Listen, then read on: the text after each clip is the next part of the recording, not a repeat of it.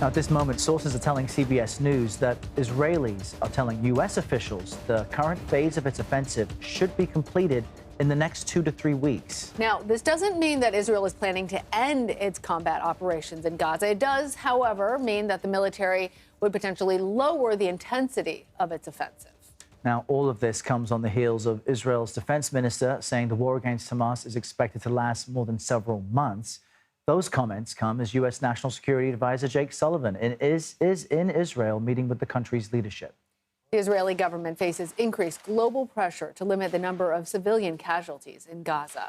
Meanwhile, heavy rains are also impacting humanitarian efforts throughout the territory.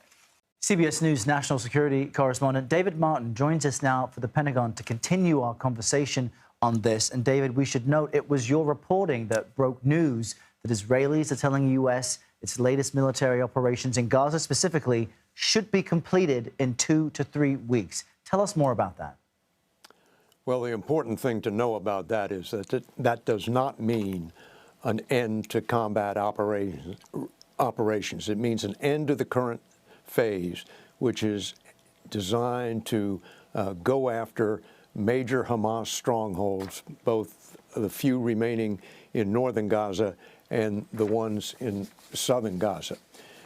And that major combat offensive would be replaced by a more limited campaign of targeted strikes going after the remaining senior leadership of Hamas. But it would involve, if it comes to pass, as the Israelis have told the U.S., it would involve fewer troops on the ground in Gaza, and it would involve less bombing, fewer airstrikes against targets in Gaza.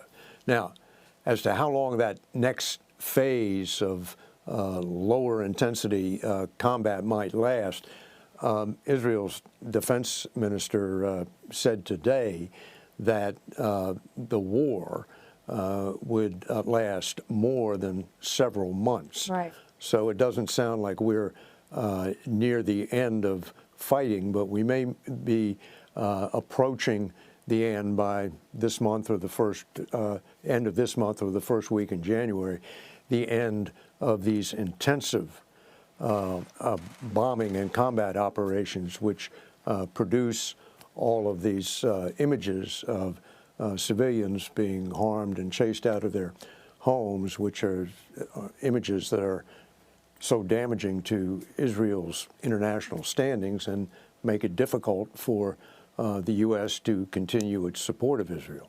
Yeah, that's exactly what we're hearing from the rest of the international community. And we heard Kirby at the White House today John Kirby trying to sort of pull back a little bit from some of what President Biden said about the civilian deaths. Given this large number of civilian deaths and the international outcry that has happened, do your sources tell you that these more limited targeted strikes are intended to try and really decrease that concern?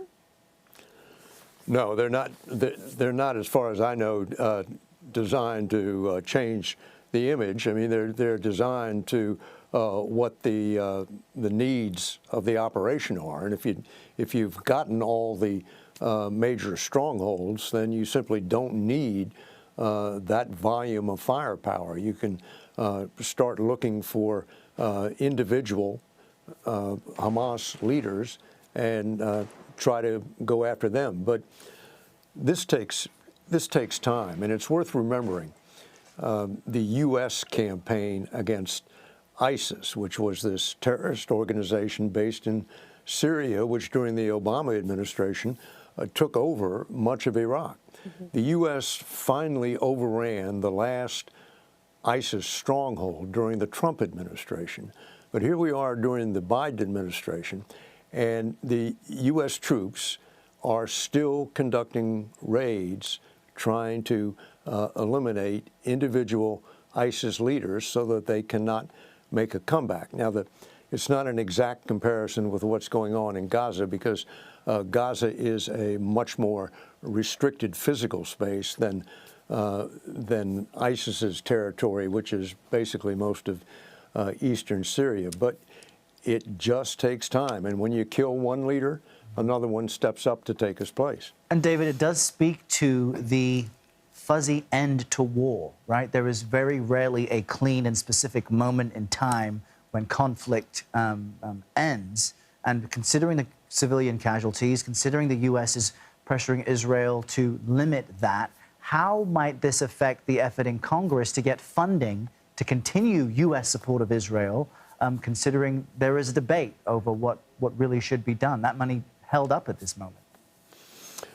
Well, that money is held up, but it seems to me, I'm not a congressional expert here, but it seems to me to be a hostage to border negotiations more than it is a hostage to growing resentment of Israeli tactics in Gaza. I mean, remember how strong politically Israel is in this country. And I think that they're not exactly counting votes here when they're trying to get Israel to back off and conduct a more limited campaign. You know, it's been 2 weeks now since Secretary Austin gave this speech in which he warned that Israel, by its tactics, is running the danger of a strategic defeat. In other words, they win the war against Hamas, but they lose the battle for support. And in the course of winning the war, they use tactics that only create another generation of terrorists dedicated to destroying Israel. So I don't think the American pressure here is aimed so much at winning votes in Congress as it is against helping Israel prevent many of the mistakes that we made after 9/11. All right, David Martin, thank you. Thank you, David.